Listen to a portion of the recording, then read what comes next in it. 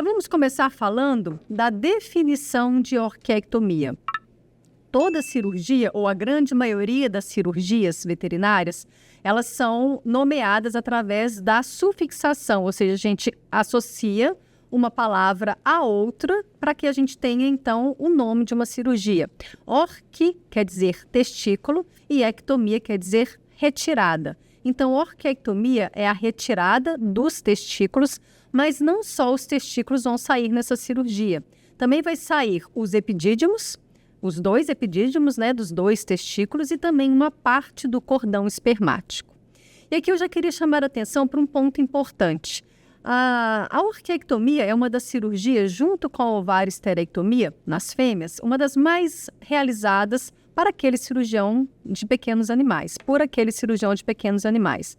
Mas a gente precisa saber se realmente há indicação de fazer ou não a orquiectomia. É preciso lembrar, a gente já discutiu sobre isso quando falamos de ovário-esterectomia em cadelas e gatas, numa aula ao vivo. Se você não assistiu a nossa aula ao vivo falando sobre quando é indicado fazer a castração nas fêmeas, em que idade é indicada, volte lá no VET Profissional, na aba de aulas ao vivo, você encontra essa nossa aula. Então, eu trago a mesma discussão que a gente trouxe com relação às fêmeas, aqui também é válido para os machos.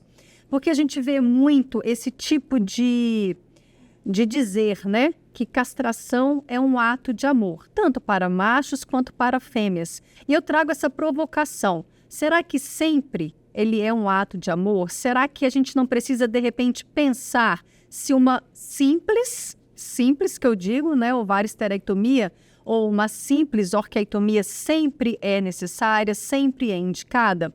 A gente precisa lembrar que quando a gente faz esse tipo de cirurgia, que a gente também pode encontrar como gonadectomia, ou seja, a gente vai retirar as gônadas do nosso paciente, no caso do macho, o testículo, no caso da fêmea, os ovários, é preciso relembrar que nós estamos tirando os hormônios sexuais desses pacientes. No caso do macho, específico da aula de hoje, a gente está tirando a testosterona.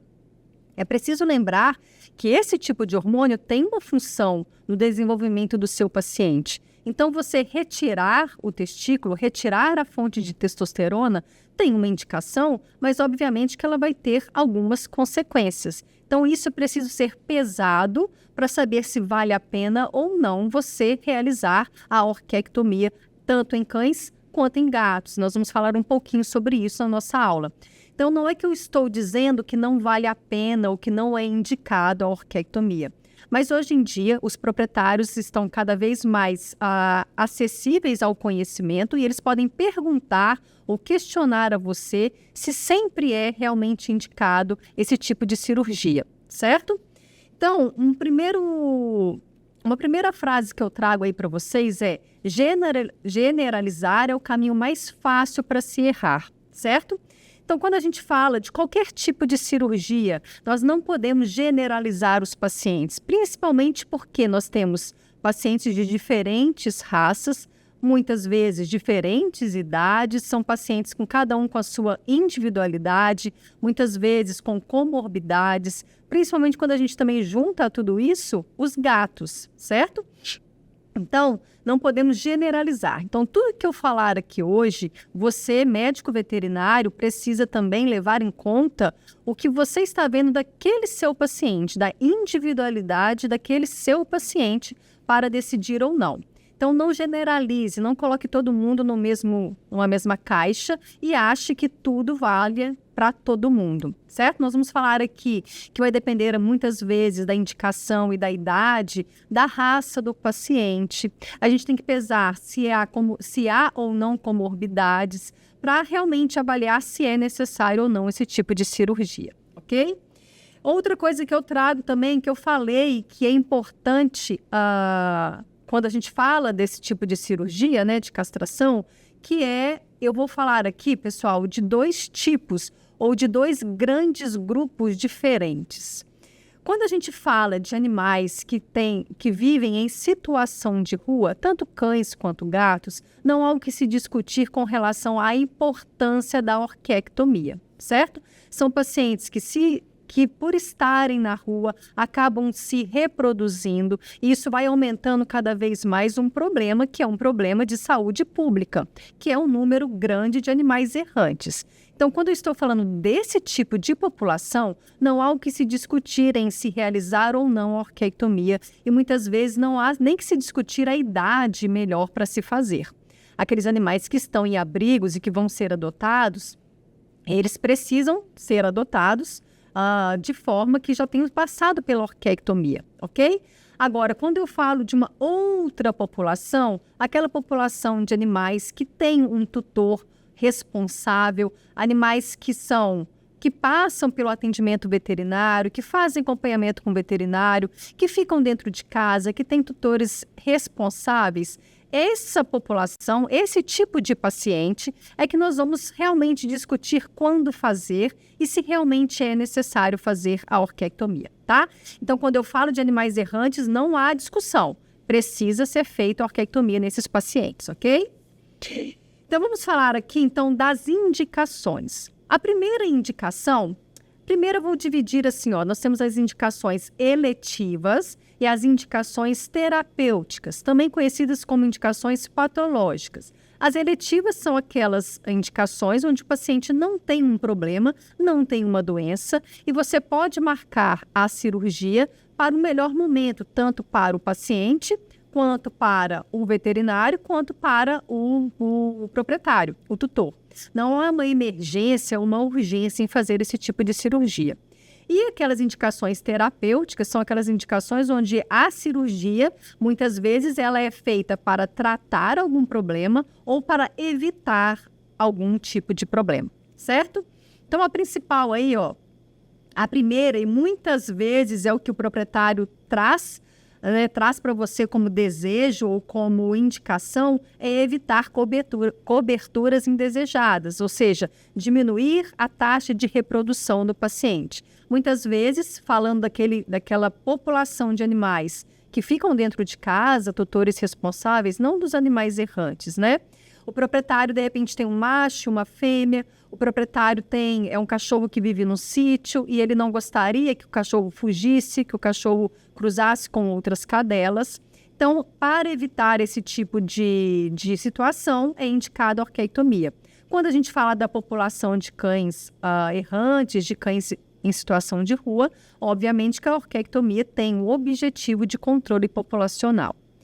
Também temos como indicação eletiva a eliminação de comportamentos indesejados. Muitas vezes é o que o proprietário busca, né? Ele chega com um cachorrinho, ele chega com um gatinho, querendo fazer a orquiectomia porque tem alguns comportamentos que são inadequados no ponto de vista dele, certo? E quais são esses comportamentos que a orquiectomia pode parar, né? Ou pode diminuir? São comportamentos relacionados ao comportamento sexual, certo? Por exemplo, um deles é a agressividade. Mas pensem, essa agressividade é aquela agressividade relacionada principalmente quando um cão ataca o outro porque tem uma fêmea no cio próximo, certo? Então, está relacionado à atividade sexual desse paciente. Então, sim, você castrando esse paciente, essa agressividade pode diminuir depois da sua cirurgia. Outros comportamentos que são inadequados, né, e que são indicados também para diminuição. Primeiro, quando o animal tem essa mímica de monta, né, muitas vezes o macho, né, faz isso, faz em outras pessoas, tem algum móvel ou algum brinquedo que ele faz essa mímica de monta. Então, isso também pode ser diminuído com a retirada dos testículos e, consequentemente, da testosterona. Marcação de território. A marcação de território é aquele cachorrinho que urina em vários locais, urina na cadeira, urina no sofá, urina na cozinha. E o que é mais, o que acontece muito mais é nos gatos, quando tem relação com o comportamento sexual. O gato também faz essa marcação de território e a urina sai em jato e a urina do gato, principalmente, tem um odor muito forte. Normalmente é quando tem uma fêmea no cio próxima, quando ele percebe a presença nas proximidades de uma fêmea no cio. Isso aqui é importante, essa marcação de território vai ser diminuída com a castração quando tem esse intuito sexual.